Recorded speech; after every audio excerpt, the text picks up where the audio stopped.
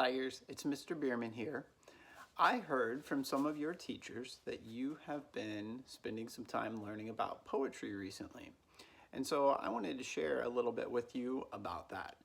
First of all, I picked out some poems that I really love, and I'm going to read a couple of them to you. But first of all, I wanted to tell you about my great-grandfather. So my great-grandfather, he was my mom's grandpa. He was a high school teacher. He was a school administrator, so he was a principal like I am. He was a college professor, but he was also a published author, and he wrote a book of poetry called Poems for All Seasons and Occasions. And unfortunately, I do not have a copy of that book. I know that my mom has a copy, and I don't have a copy here. Otherwise, I would share that with you. But one of the things that I remember about my grandfather, my great-grandfather, is that he would always walk around and he'd have a little notebook, just a small little notebook that he carried in his pocket. And he always would have it with him, and we would be sometimes walking around on the farm, and all of a sudden we'd be in the middle of a conversation and he would just stop and he'd take his notebook out and he'd write something down, and then he'd kind of look around and think, and then he'd write a little bit more, and then he'd put it back into his pocket. And I remember asking him one time why he did that.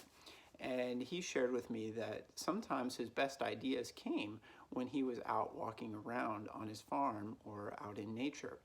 And a lot of times he would take those ideas that he wrote down in his notebooks and turn those into poems or stories of his own.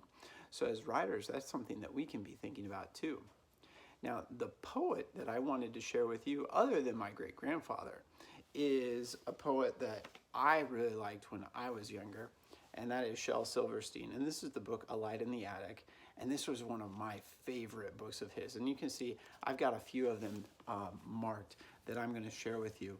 Part of what I like about Shel Silverstein is that his poems sometimes have pictures, and I also like that, sometimes they're short, sometimes they're long, but they're almost always funny. So this first one actually got me thinking about the nice weather that we've had the past couple days. Hammock. Grandma sent the hammock, the good Lord sent the breeze. I'm here to do the swinging, now who's gonna move the trees? It seems like a problem. That's actually a problem in my backyard too. We don't have trees that are close enough together to be able to hang hammocks from. The next one. This is called Bear in There. There's a polar bear in our Frigidaire. He likes it because it's cold in there. With his seat in the meat and his face in the fish and his big hairy paws in the buttery dish. He's nibbling the noodles, he's munching the rice. He's slurping the soda, he's licking the ice. And he lets out a roar if you open the door, and it gives me a scare to know he's in there. That polar bear in our Frigidaire. It's pretty silly to think about a polar bear inside of our fridge. Do you think a polar bear could live inside of your fridge? Okay, the last one. I remember this one from when I was younger because I always thought it would be really cool to have. This one's called Homework Machine. The homework machine, oh the homework machine, most perfect contraption that's ever been seen. Just put in your homework, then drop in a dime, snap on the switch, and in 10 seconds time, your homework comes out quick and clean as can be. Here it is, 9 plus 4, the answer is 3. 3? Oh me, I guess it's not as perfect as I thought it would be.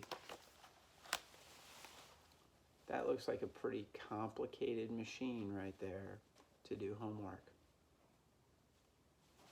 And it sounds like they need to do some more work on that homework machine. Now, part of what I love about poetry is that it always seems to kind of have a beat. Did you notice while I was reading that there seemed to be kind of a pattern to how the words were spoken?